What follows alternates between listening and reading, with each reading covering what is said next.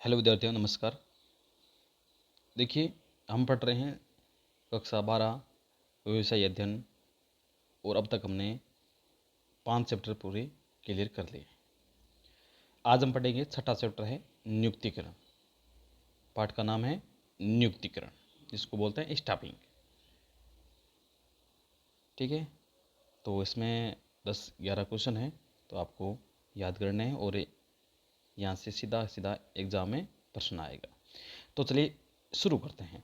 पहला प्रश्न है, नियुक्तिकरण है नियोजन करना, नियंत्रण करना, निर्देशित करना या लोगों को कार्य पर रखना। तो देखिए, सबसे पहले हम बात करते हैं नियुक्तिकरण की। नियुक्तिकरण होता क्या है? देखो, नियुक्तिकरण का सीधा सा अर्थ हम समझे तो इसमें यह आता है कि लोगों को कार्य पर रखना। जो आपका ऑप्शन नंबर डी है वही सही है आपका। नियुक्तिकरण क्या होता है कि लोगों को कार्य करना ही नियुक्तिकरण है। यह कार्य कैसे कार्य है? जैसे मान लो भर्ती करना, उसका चयन करना, उनको प्रशिक्षण देना, विकास, पदोन्नति, क्षतिपूर्ति, ये सब इस नियुक्तिकरण में आते हैं। ठीक है, तो पहले का आंसर क्या हुआ? पहले का आंसर हुआ डी, लोगों को कार्य पर रखना ही नियुक्तिकरण है। आगे देखिए, दूसरा क्वेश्चन है, नियुक्ति की आवश्यकता होती है। यह नियुक्ति की आवश्यकता कब होती है? श्रमिकों का कल्याण करने के लिए, औपचारिक संगठन बनाने के लिए और कार्य के निष्पादन करने के लिए, कर्मचारियों की आवश्यकता पूरी करने के लिए, अनौपचारिक संगठन बनाने के लिए। तो नियुक्ति की आवश्यकता होती है कब है? जब ऑप्शन नंबर सी, कार्य निष्पादन करने के लिए, कर्मचारियों की आवश्यकता पूरी करने के लिए। राइट, आगे बढ़ते हैं। अगला क्वेश्चन है, नियुक्तिकरण प्रक्रिया के चरण का क्रम में मानव शक्ति आवश्यकताओं का आकलन करना, भर्ती आवेदकों में से चयन करना, उपरोक्त सभी। नियुक्तिकरण प्रक्रिया के चरण का क्रम है, यानी सही क्रम कौन सा है? देखिए, इसमें पहला चरण आता है मानव शक्ति आवश्यकताओं का आकलन करना, दूसरा चरण आता है भर्ती, उसके बाद में आवेदकों में से चयन और उपरोक्त सभी। ये चीज आती है। देखिए, मैं नियुक्तिकरण प्रक्रिया के आपके चरण बताता हूं कि नियुक्तिकरण प्रक्रिया में कौन कौन से चरण होते हैं।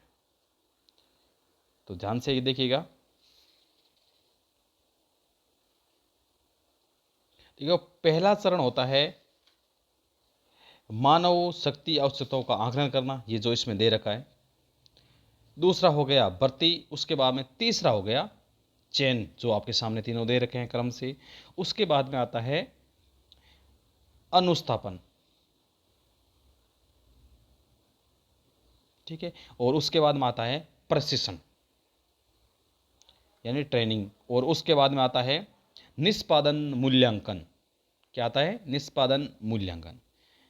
और उसके बाद में आता है पदोन्नति, और लास्ट में आता है पारिश्रमिक। ठीक है, ये 8 चरण है। वापस देखिए कौन कौन से हैं। 3 आपके सामने है, मानव शक्ति आवश्यकताओं का आकलन करना, दूसरा है भर्ती, तीसरा है आवेदकों में से चयन करना, और चौथा है अनुस्थापन, पांचवा है प्रशिक्षण, छठा है निष्पादन मूल्यांकन, और सातवां है पदोन्नति, और लास्टवां है पारिश्रमिक। इसको आपको एक बार देखना है। चलिए आगे बढ़ते हैं। क्वेश्चन नंबर 4 ये कहता है कि नियुक्ति की प्रथम सीढ़ी है चयन, भर्ती, पदोन्नति, साक्षात्कार। तो इसमें प्रथम पीढ़ी की बात आती है, तो सबसे पहले भर्ती होना है। सबसे पहले भर्ती होती है, उसके बाद में आगे की प्रक्रिया स्टार्ट होती है। तो चौथे का आंसर क्या है? नियुक्ति की प्रथम सीढ़ी कौन सी है? भर्ती। अगला क्वेश्चन है, भर्ती करने का एक बहुत ही लोकप्रिय बाह्य स्रोत है। सरकार व निजी रोजगार कार्यालय, विज्ञापन, श्रम संघ, भूतपूर्व कर्मचारी। देखिए, ये पूछ रहा है बाह्य स्रोत। बाह्य स्रोत में कौन सा आएगा? सरकार व निजी रोजगार कार्यालय, श्रम संघ, भूतपूर्व कर्मचारी, ये आगे आंतरिक। तो बाह्य कौन सा है? विज्ञापन। तो इसका आंसर नंबर बी राइट हो जाएगा। अगला प्रश्न है, प्रबंधकीय पदों की भर्ती का कार्य किया जाता है सरकारी व रोजगार कार्यालय, कार्यरत कर्मचारियों की अनुशंसा, प्रबंध परामर्शदाता समिति या फिर श्रम संघ। तो देखिए, प्रबंध पदों की भर्ती का कार्य किया जाता है, तो इसका सही आंसर होगा प्रबंध परामर्शदाता समिति से। ऑप्शन नंबर सी इसका राइट आंसर है। क्वेश्चन नंबर 7 ये कहता है कि चयन से पूर्व प्रक्रिया अपनाई जाती है, प्रशिक्षण, भर्ती, विकास, पदोन्नति, यानी जब चयन होता है उससे पहले वाली प्रक्रिया कौन सी अपनाई जाती है? तो चयन से पहले क्या अपनाई जाती है? भर्ती। इसका राइट आंसर हो जाएगा बी। अगला क्वेश्चन है 8वां, यह कहता है कि वह प्रक्रिया जिसमें कर्मचारी के पदभार संभालने से हैं जिसके लिए उसका चयन हुआ है कहलाती है। वह प्रक्रिया जिससे कर्मचारी के पदभार संभालने से हैं जिसके लिए उसका चयन हुआ है कहलाती हैं।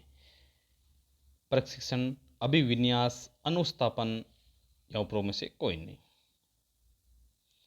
वापस देखिए, वह प्रक्रिया जिसमें कर्मचारी के पदभार संभालने से हैं जिसके लिए उसका चयन कराया, तो ये क्या कहलाती है? अनुस्थापन कहलाती है। ऑप्शन नंबर सी इसका राइट आंसर है। आगे चलिए, अगला क्वेश्चन है, नियुक्ति प्रक्रिया का अंतिम चरण है। अंतिम चरण कौन सा है? मानव शक्ति आवश्यकता को आंक लगाना, ये तो पहला चरण है। आवेदकों में से चयन, अनुस्थापन तथा अभिविन्यास, प्रशिक्षण तथा विकास। तो देखो लास्ट वैसे चरण 8वां चरण होता है पारिश्रमिक, लेकिन ये बता रहे हैं इन चारों में से लास्ट चरण कौन सा है क्वेश्चन के हिसाब से। नियुक्ति प्रक्रिया का अंतिम चरण है, तो अंतिम चरण कौन सा हुआ? लास्ट में वो कौन आता है? पारिश्रमिक आता है, लेकिन हमें 4 आंसरों में से बताना है, तो इसका आंसर हो जाएगा ऑप्शन नंबर डी, प्रशिक्षण तथा विकास। प्रशिक्षण तथा विकास इसका राइट आंसर हो जाएगा। अगला क्वेश्चन है आज का लास्ट क्वेश्चन, यह है नियुक्तिकरण के प्रमुख पक्ष हैं, भर्ती, चयन, प्रशिक्षण, उपरोक्त सभी। तो नियुक्तिकरण के प्रमुख पक्ष कौन कौन से हैं? भर्ती भी है, चयन भी है और प्रशिक्षण भी है। इसका आंसर हो जाएगा ऑप्शन नंबर डी, इसका राइट आंसर हो जाएगा। तो देखिए, ये थे आज के नियुक्तिकरण से संबंधित 10 क्वेश्चन। तो अब तक हमने 6 चैप्टर पूरे कर लिए हैं, तो आपको 6 चैप्टर के प्रश्न याद होने चाहिए। मैं आपको वापस रिपीट करता हूँ, 6 चैप्टर कौन कौन से है। पहला चैप्टर आया हमारा कक्षा 12 व्यवसाय अध्ययन का, प्रबंध की प्रकृति और महत्व। दूसरा आया प्रबंध के सिद्धांत, जिसने हमें हेनरी फ्योल और टेलर के सिद्धांत पढ़े हमने। उसके बाद में तीसरा चैप्टर आया व्यावसायिक पर्यावरण, और चौथा आया नियोजन, पांचवा आया संगठन, और छठा आया नियुक्तिकरण। ये अब तक हमने पढ़ लिए। अब देखिए, आपकी पुस्तक फर्स्ट, 2 पुस्तकें आपकी, उस पुस्तक फर्स्ट में 2 चैप्टर और रहे, निर्देशन और नियंत्रण। ये हम 2 वीडियो के माध्यम से कर लेंगे। फिर आगे वाली किताब आएगी हमारे व्यवसाय भाग 2, उसमें भी 4 चैप्टर है, 4 में से 1 हटा हुआ है, तो उसमें पीछे 3 बच गए। तो ये था आज का वीडियो। तो चलिए दोस्तों, मिलते हैं फिर अगले वीडियो में। तब तक के लिए नमस्कार, जय हिंद, धन्यवाद।